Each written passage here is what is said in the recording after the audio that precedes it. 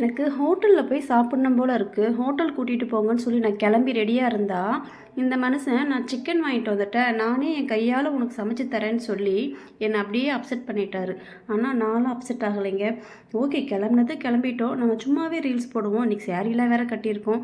Okay, நீங்கள் பாட்டுக்கு சமையல் செய்யுங்க, நான் ஒரு 2-3 பாட்டுக்கு ரீல்ஸ் போட்டு வரேன்னு சொல்லி நான் பாட்டுக்கு அழகாக ஒரு 3 ரீல்ஸை மட்டும் எடுத்துக்கிட்டேன்.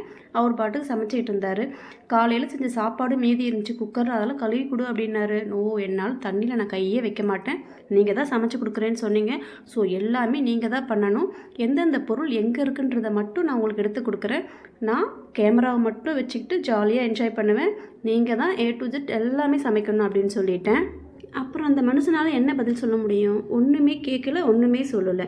குக்கர் வாஷ் பண்ணுறதுலேருந்து, சிக்கன் வாஷ் பண்ணுறதுலேருந்து, வெங்காயம், தக்காளி, இஞ்சி, பூண்டு, எவ்ரிதிங் எல்லாமே அவரே தான் ரெடி பண்ணிக்கிட்டாரு. நான் சும்மா அந்த கேமராவை மட்டும் வச்சுக்கிட்டு அங்கேயும் இங்கேயும் நடந்துக்கிட்டு என் சேரீலாம் களையக்கூடாது, நான் நீட்டாக இருக்கிறேன், என்னை வெளியே கூப்பிட்டு போகணுன்னு சொல்லியிருக்கேன். நீ வெளியே கூப்பிட்டு போகிறேன்னு சொன்னீங்க, பட் கூட்டிகிட்டு போகலை. ஆனால் சாப்பிட்டு படத்துக்கு போகலான்ற ஒரு மைண்ட் செட்டில் இருந்தேன். ஆனால் பார்த்தீங்கன்னா சமைச்சு முடிச்சுட்டு அம்மா வீட்டுக்கு வேறு போகணுமா, அதனால் வந்துட்டு போகலை. அப்படியே வீட்லேயே அங்கேயும் இங்கேயும் சுற்றிக்கிட்டு அவர் சமைக்கிறதையே பார்த்துக்கிட்டு இருந்தேன். அதுக்கு நடுவில் போய் அப்பப்போ கொஞ்சம் ரீல்ஸும் போட்டுக்கிட்டேன். ரீல்ஸ் நல்லா இருக்கான்னு சொல்லி கமெண்டில் சொல்லுங்கள். நல்லாவே செஞ்சார். இஞ்சி பூண்டு பார்த்தீங்கன்னா என்ன அரைச்சி கொடுக்க சொன்னார். நான் வந்து எதுவுமே செய்ய மாட்டேன்னு சொல்லிட்டேன். அப்புறம் இஞ்சி பூண்டு அரைச்சி கொடுப்பேனா, நான் கொடுக்க மாட்டேன்னு சொல்லிட்டேன். ஸோ அதை மட்டும் போய் ரெடிமேடாக வாங்கிட்டு வந்துட்டார். அது எனக்கு பிடிக்கவே பிடிக்காது. நம்ம வீட்டில் அரைச்சி செய்கிற மாதிரி இருக்காது. அவர் ஓகே, அவர் சமைக்கிறதுனால அவர் மட்டும் போய் ரெடிமேடில் வாங்கிட்டு வந்து சிக்கனில் போட்டார். ஆனால் நல்லா இருந்துச்சு, அவரோட நல்லா தான் இருந்துச்சு. என்னவோ அவரோட கைப்பட்டதுனால நல்லா இருந்துச்சா தெரியல, ரொம்பவே நல்லா இருந்துச்சு. என்னோடய வீடியோ பார்க்குற உங்களுக்கும் உங்கள் வீட்டில் உங்களோட ஹஸ்பண்ட் இப்படிலாம் செஞ்சு கொடுப்பாரான்னு சொல்லி என் கூட ஷேர் பண்ணிக்கோங்க. உப்பு காரம் எல்லாமே பர்ஃபெக்டாக இருந்துச்சு, நல்லா இருந்துச்சு, எனக்கு ரொம்பவே பிடிச்சிருந்துச்சு. அது என்னமோ தெரியலைங்க, எனக்கு எப்பயுமே சேரீ கட்டி பூலாம் வச்சா எனக்கு புதுசாக மேரேஜ் ஆன மாதிரியே ஒரு ஃபீலிங் இருக்கும். என்னோடய பொண்ணுக்கு 17 இயர்ஸ் ஆகுது, அவள் +1 படிக்கிறா.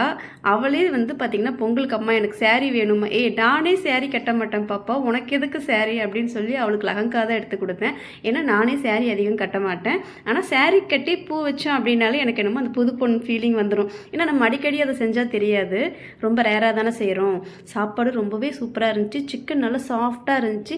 சிக்கன் பார்த்தீங்கன்னா என்னமோ முட்டையெல்லாம் போட்டு ஊற வச்சு அதுக்கப்புறம் போட்டேன் அப்படின்னு சொன்னார். நான் பார்க்கவே இல்லை, ஆனால் ரொம்ப நல்லா இருந்துச்சு, நல்லா சாஃப்டாக இருந்துச்சு, சிக்கன் ஹார்டாகவே இல்லை.